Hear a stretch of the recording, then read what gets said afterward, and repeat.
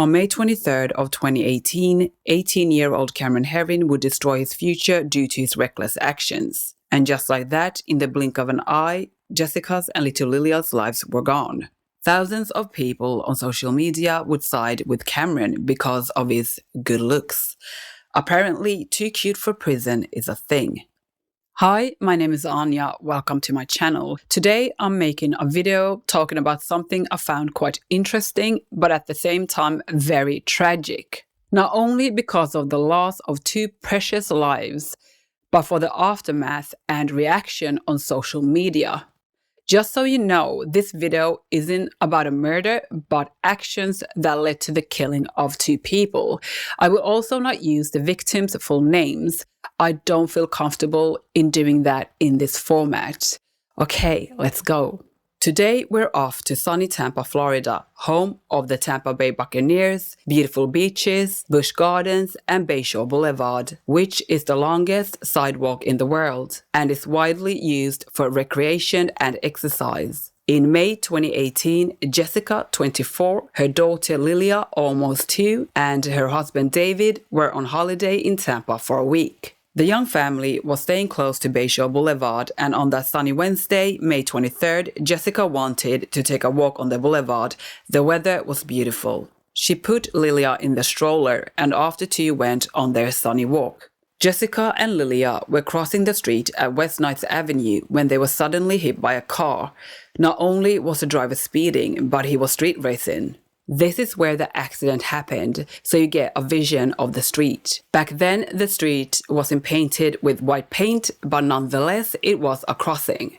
Jessica's husband David recalls he had seen his wife from his car only a while earlier pushing Lilia in the stroller.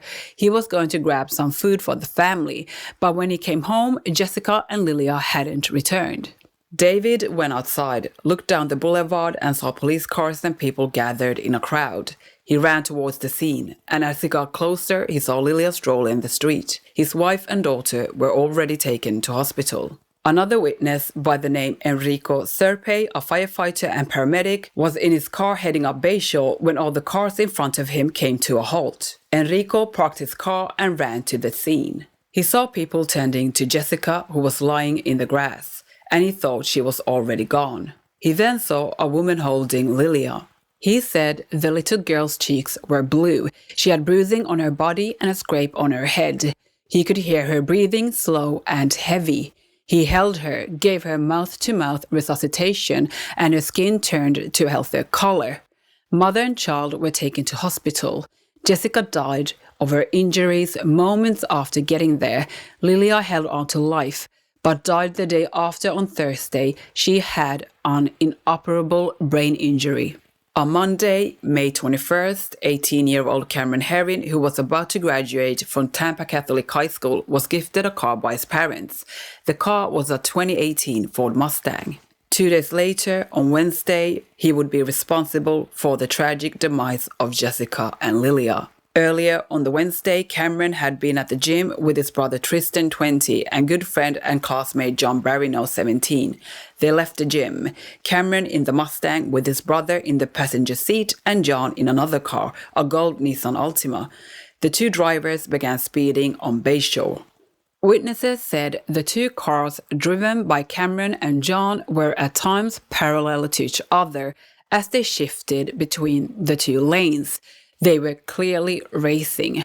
They said that the driver of the gold Nissan quickly swerved into the left lane to avoid hitting the young mother as she was crossing the street, causing the driver of the black Mustang that was in the left lane to swerve to the right to avoid colliding with the Nissan, striking the woman and the stroller.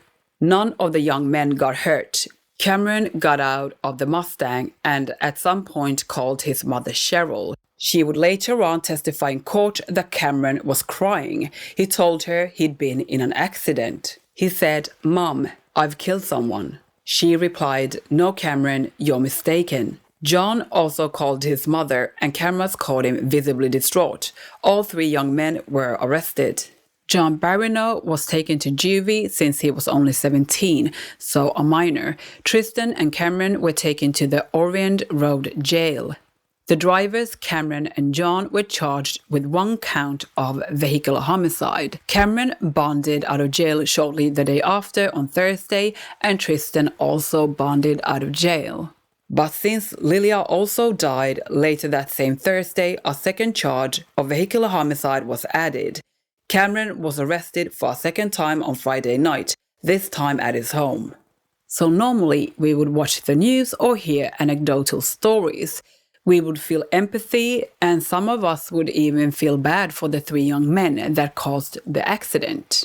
Then you find out that Cameron was speeding at 102 miles per hour on a 40 road. That's a staggering 164 kilometers on a 64 road. And that fact makes you feel a little bit more, angry, disgusted. During Cameron's second bond hearing, mind you, this is after he is well aware that Lilia also died, his lawyer requested the judge to lower the $200,000 bond. He then added a request that Cameron could drive to college and to see his friends when out on bail. I guess Cameron still had a life to live. In this next clip, we will hear the judge tell Cameron's lawyer, "I can't imagine what you could possibly say to convince me to let him drive." The attorney asked the judge to reduce the $200,000 bond. His attorney also asked that he be allowed to drive to college since he just graduated from high school. Counsel, I can't imagine what you can say to convince me to allow him to drive. Cameron made bail. The conditions included no contact with John. The families of Jessica and Lilia said the toddler's organs had been donated to help someone else hopefully live a good, long, healthy life. Unfortunately for John, he was going to be tried as an adult and faced 2 counts of vehicular homicide. He was taken from juvie to jail and made bond on June 9th.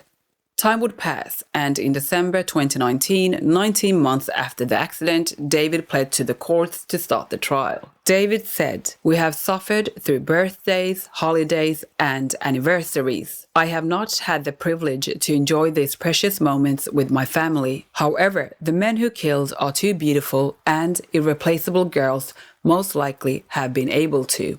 A whole year would pass, and finally trial was set to begin on December 2020.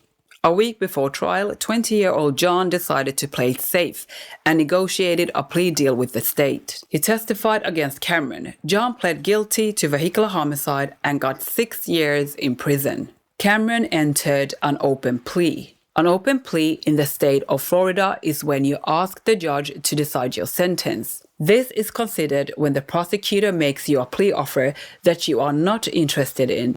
So there wouldn't be a jury trial. Cameron Herrin was looking at 30 years behind bars, and so trial began. Something interesting happened during trial. The Mustang has sort of a black box, a bit similar to that in an airplane. It logs the car's data, such as speeding.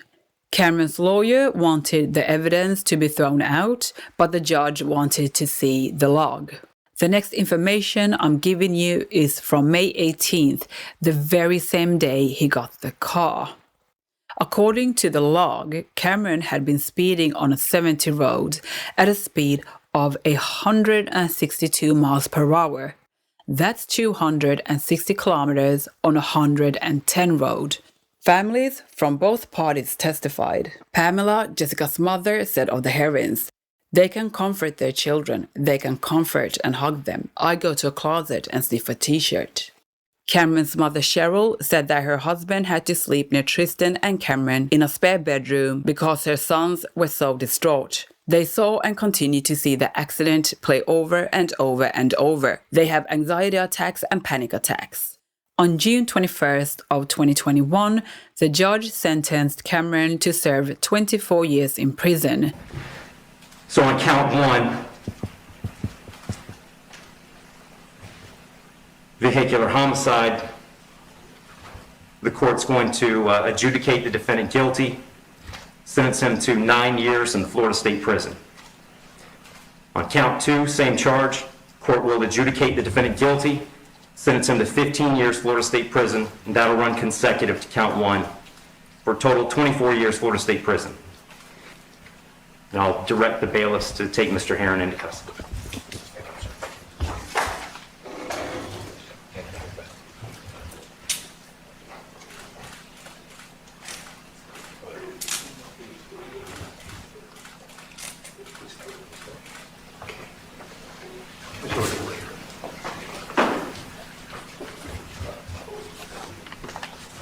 Wish you well, Mr. Herrin.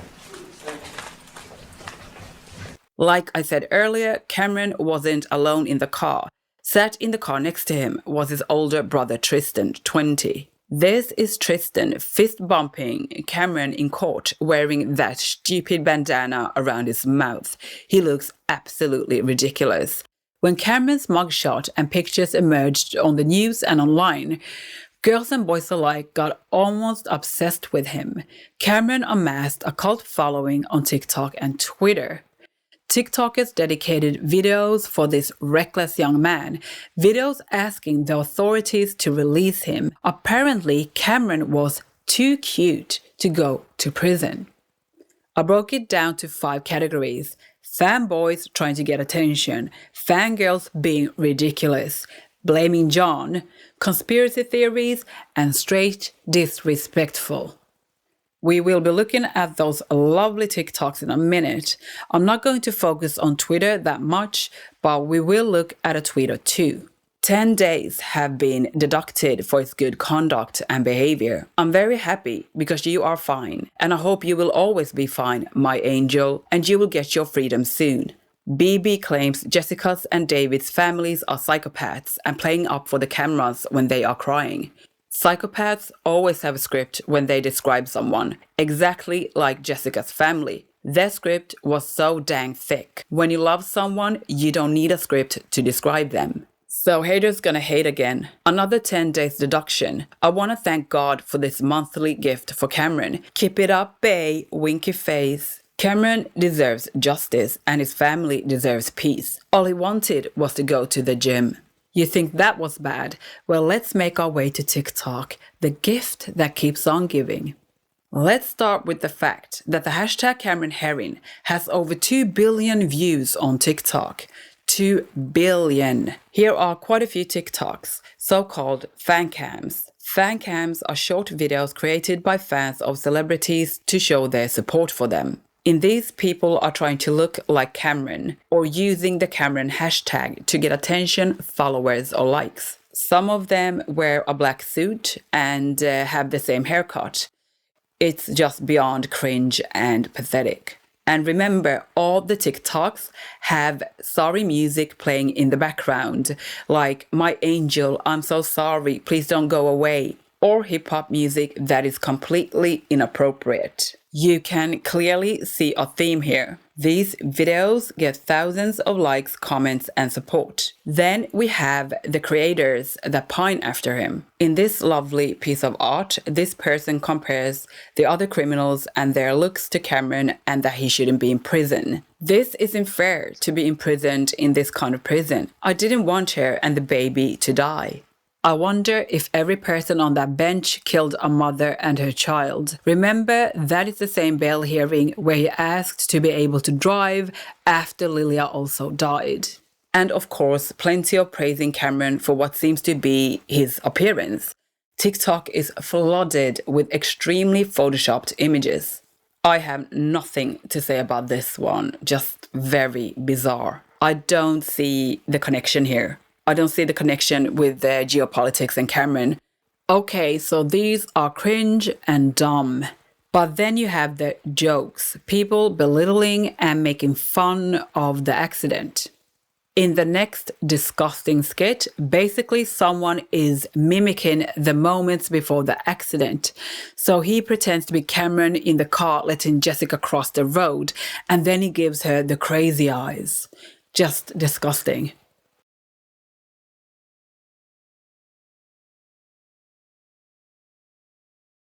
This video has 2.4 million likes and 40,000 comments. Lol, that's a funny meme. Man tried to play Grand Theft Auto in real life. He opened his eyes so much. Oh my god, so funny. Uh-oh. If they gave awards for dark humor, man. Lol. He's a prisoner. But I still simp. He's hot. I would simp if he wasn't a criminal. Guy became a meme. Oop, this is kind of funny though. You just need contact lenses for the blue eyes. You ran over her, lol. Here's another one in German. And the comments are disgusting. Oh my god. Bro. Ha ha ha. Bro. Lol. It goes on and on and on. Remember, John took a plea deal. Cameron's fans didn't like this. They said John was the one who was responsible for the death of Jessica and Lilia. Delusion, delusion, delusion, okay?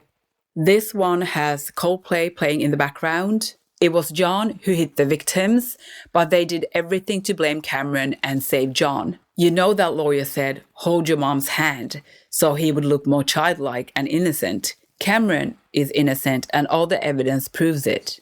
This basically says John was panicking moments after the accident because he was guilty, but after the plea, he was relaxed because he knew he wouldn't suffer the same consequences as Cameron, although he killed the mother and the child, and vice versa, that Cameron was calm because he knew he was innocent.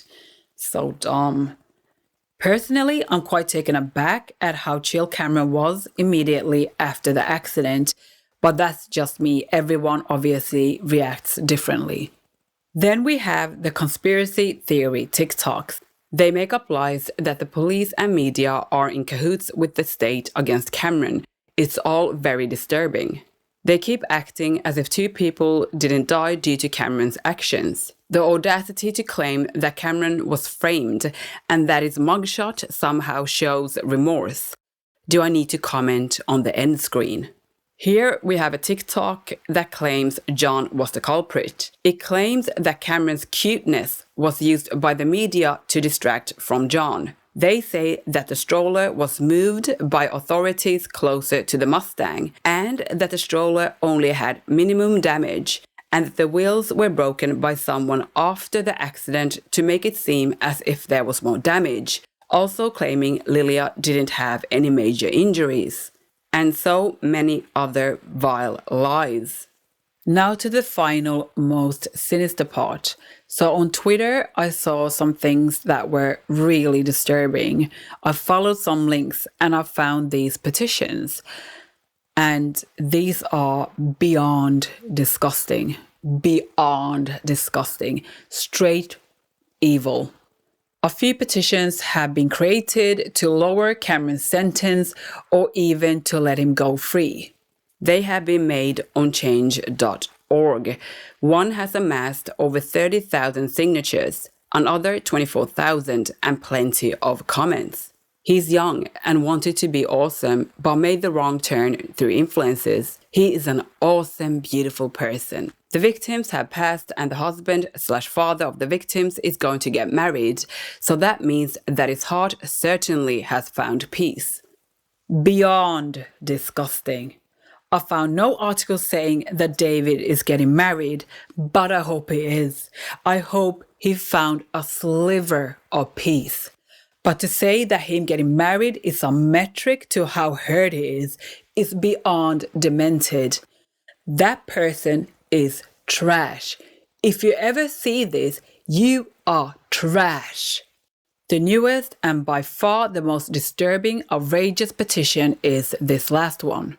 This user says, share and sign for the sake of Lilia, who was put to sleep forever by her own dad, David. Then David accused Cameron of causing her death. What did they do to Lilia? Everyone was saying she was fine and she had been saved. Lilia didn't even fall from the stroller. This petition, the poster is directing it to the FBI, wanting them to open an investigation into Lilia's death. This petition questions the cremation of Lilia and the organ donation. They say that David put Lilia to sleep. Yes, the term put to sleep is used once again. The word cremated is also put in quotes. And the sickening claim that Lilia had a gastrointestinal disease, and that was the reason Jessica stepped into traffic on purpose. Lilia was 21 months old when her mother decided to step out in front of cars on Bayshore Boulevard.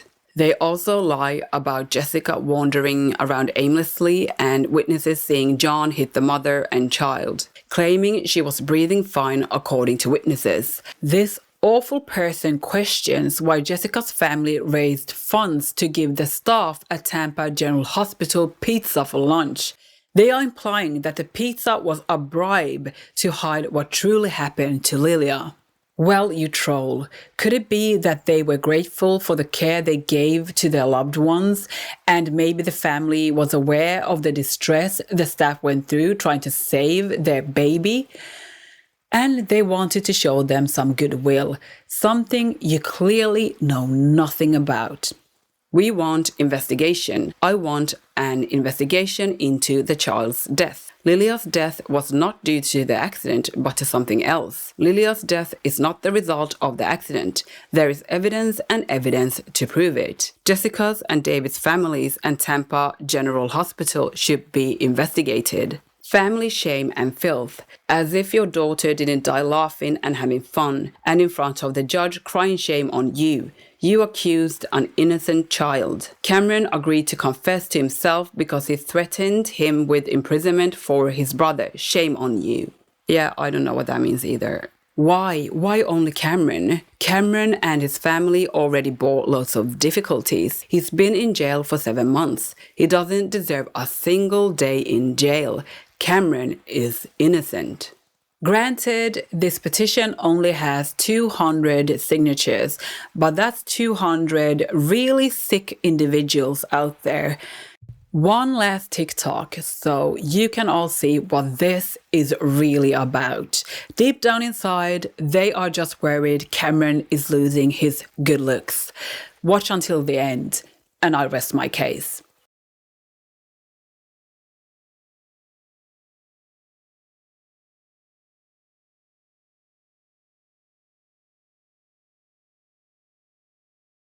So that was my video on Cameron Herrin. I hope you liked it. Give us a thumbs up. And I hope I'll see you next time. Take care. Bye.